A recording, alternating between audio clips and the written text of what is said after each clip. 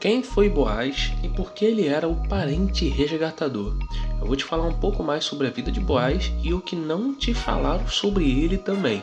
Quer saber mais? Fica no final desse vídeo. 1, 2, 3,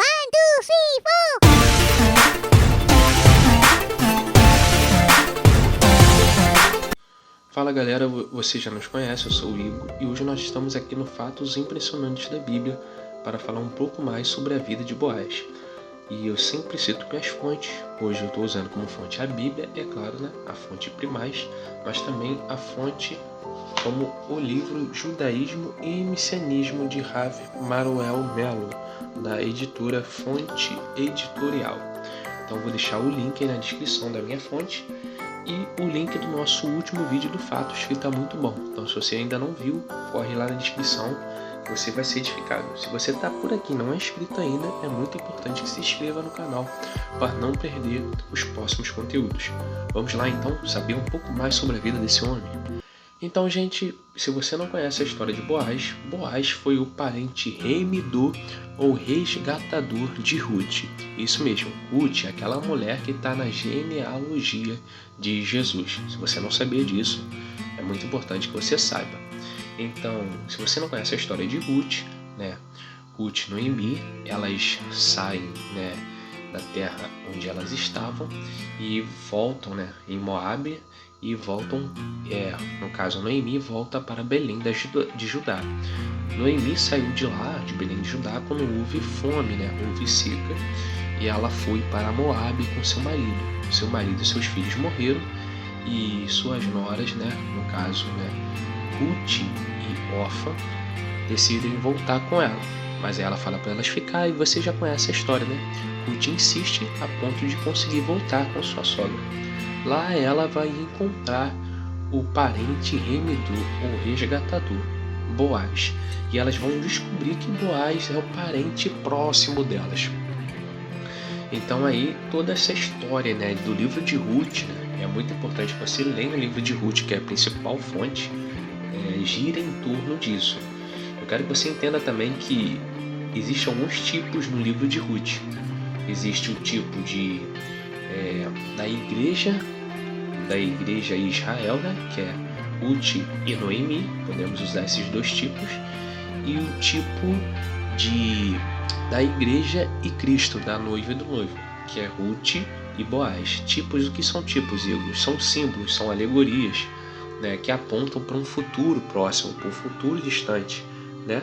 E o tipo é mais específico, porque aponta para Cristo, né? Geralmente o que não aponta para Cristo é símbolo, o tipo aponta para Cristo. Então, gente, é isso. Boaz era um parente remidor ou resgatador. As duas coisas, né? O remidor e resgatador são duas coisas diferentes. Um era o parente que assumia as dívidas, o outro é o parente que assumia a família. Então existia diferença. A diferença foi que Boaz foi os dois. Ele tanto assumiu as dívidas como assumiu a família de Noemi e Ruth, a partir do momento que ele casou com Ruth. Então a história ela gira em torno disso, gente. Mas sobre o que você quer falar, sobre Boaz, que a Bíblia não é específica. E sim, a Bíblia fala sobre algumas coisas sem especificidade, sem especificação, que um dos exemplos é que existia um outro parente próximo, mas ele não quis assumir. Isso você vai ver no livro de Ruth, ele tira a sandália dos pés, como Boaz, ele reúne os anciões da cidade, e aí a partir do momento que o parente próximo, um outro parente próximo que não quis assumir, Boaz ele assume, tem o direito de assumir Ruth e sua família. E agora eu vou falar um pouco mais sobre o que é a tradição judaica. E aí, claro, aí entra a fonte do livro, fala sobre esse assunto. A primeira informação que a tradição judaica fala é que Boaz era o dirigente do Sinédrio. Então isso aí é algo que já me surpreende.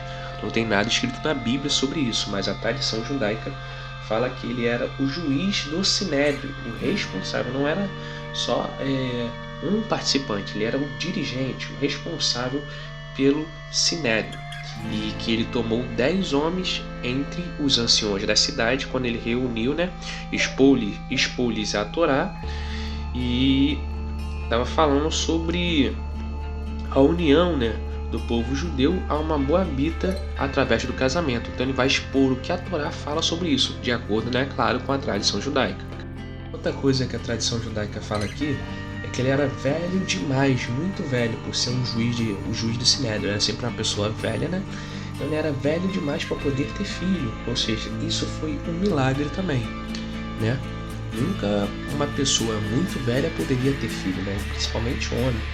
Então o fato dele engravidar Ruth, né, também foi um dos milagres, algo que seria impossível a acontecer, né? E aí ele até cita Ruth, né? Capítulo 4, versículo 10 ao 13. Foi por mulher e ela possuiu, o Senhor lhe fez conceber. O Senhor lhe fez conceber. Ou seja, foi um milagre, entendeu? Está meio que implícito aqui no texto, não está explícito, mas está implícito. A tradição judaica fala que ele não poderia mais, né, pela idade dele, fecundar Ruth. Mas foi um milagre divino, até essa fecundação, até a Ruth conceber foi um milagre, né? E aí fica implícito no texto quando fala: o Senhor lhe fez conceber e deu à luz a um filho. A tradição judaica, aí eu falo de novo, a tradição judaica fala que ele morreu, né, na noite de núpcias com Ruth. E aí, gente, falar mais coisas aqui, mas que eu não acho interessante falar aqui no vídeo, né? Que é muita coisa. Se você quiser, eu vou deixar aí na descrição para você comprar e se aprofundar mais. E é isso aí, espero que você tenha gostado. Se ficou alguma dúvida sobre, né, o antecessor, né, do Messias, o antecessor da casa de Davi, sobre a vida de Boaz, algo que a gente não sabia, né, que ele fazia parte do Sinédrio, comenta aqui embaixo. Ou alguma dúvida sobre a vida de Ruth, sobre a vida de Noemi, comenta aqui embaixo que eu faço um vídeo respondendo a sua pergunta. Se você não é inscrito no canal e não quer perder os próximos conteúdos, não esquece de se inscrever, hein? Deus abençoe sua vida, graça e paz.